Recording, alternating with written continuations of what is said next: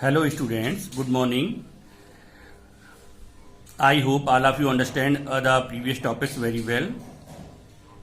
So please continue revision of those topics. Today we start the subject history and first chapter of the history, the French Revolution. Okay, when we discuss about the French Revolution, so first of all we begin to think what is the reason why we study the French Revolution in India. An European incident which we study in India. What is the reason behind it? So remember this thing, the French Revolution play a very important role in the history of the world. This was the first revolution of its own type when the common people dared to oppose the power of the king. When the common people against the monarchical rule, against the dictatorship. So this was the first revolution in the history of the world. That's why it is the message for the common people that they can oppose their ruler, oppose their king. Okay, जब हम France की क्रांति की बात करते हैं, chapter है history का और द फ्रेंच रेवोल्यूशन. इस चैप्टर में हम देखेंगे आखिर सबसे पहले देखेंगे फ्रेंच रेवोल्यूशन को पढ़ने की वजह क्या है. यहाँ देखेंगे ये पहली ऐसी घटना थी दुनिया के इतिहास में जिसने जहां आम आदमी राजा के खिलाफ उठ खड़ा हुआ.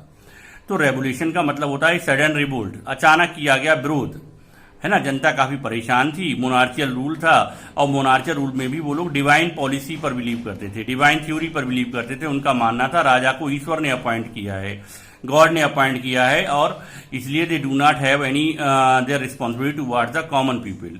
इसलिए आम जनता के प्रति उनकी कोई जिम्मेदारी नहीं है और जनता भी यही समझती थी. लेकिन बाद में जब ज्यादा एक्सप्लॉयटेशन बहुत ज़्यादा बढ़ गया, इकोनॉमिक कंडीशन पुअर हो गई और सोशल और पॉलिटिकल कॉजेज इसके लिए जिम्मेदार रहे, तो क्या हुआ कि जनता के दिमाग में आया कि ऐसा नहीं है कि जो थिंकर थे, राइटर थे, फिलोसफर्स थे, चाहे वो रूसो रहे हो, मॉन्टेस्क्यू रहे हो, वोल्टेयर रहे हो, उनने लोगों को कहा कि ईश्वर ने गॉड को अपॉइंट नहीं, ईश्वर ने किंग को अपॉइंट नहीं किया है, बल्कि क्या है, we people appointed the king, so we have the power to remove him.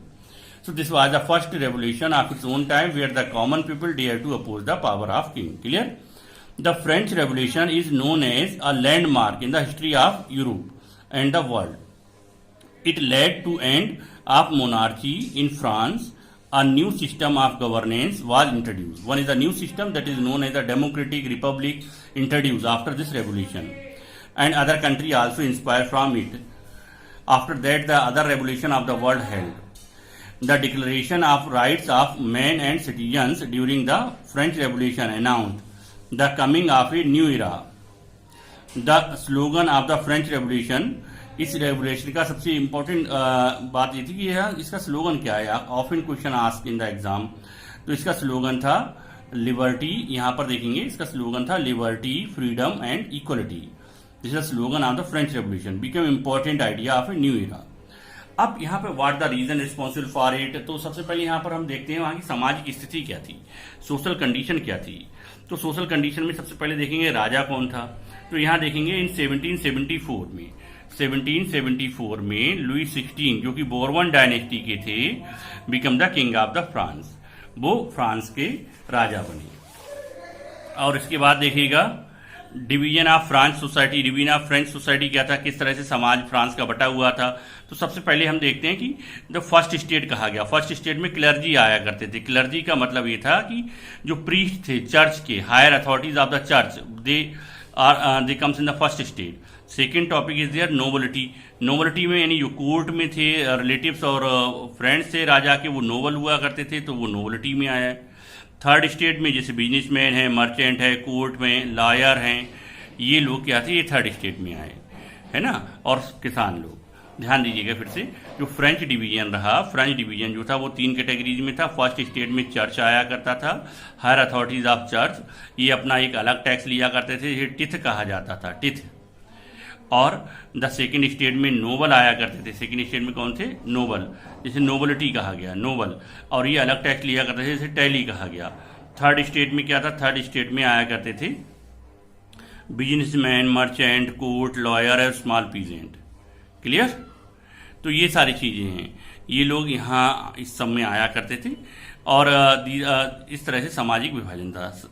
Social, पहले फर्स्ट टू ग्रुप जो थे वो किसी भी तरह का कोई भी टैक्स नहीं दिया करते थे, ना कोई फर्स्ट स्टेट टैक्स दिया करता था, ना ही सेकंड स्टेट टैक्स दिया करता था।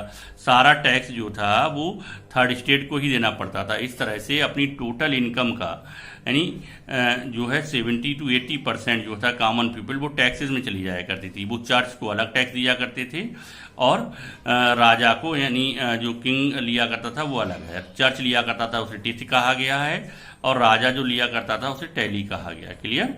Now we explain the next topic in the next term. Understand? After that I give you some photo states of the notes and you read it very carefully. First of all, go through the NCERT book. You understand what is French Revolution, what the reason behind it, what is the reason behind the popularity of French Revolution. और वहाँ पर जा करके NCERT book से आप लोग क्या करेंगे, केवल सोशल डिवीजन तक पढ़ के रखिएगा, ठीक है ना? पढ़ेंगे नहीं तो इसे पढ़ लीजिएगा। तो by this way very important chapter है, हिस्ट्री है, थोड़ा ध्यान से पढ़ेंगे, ठीक है?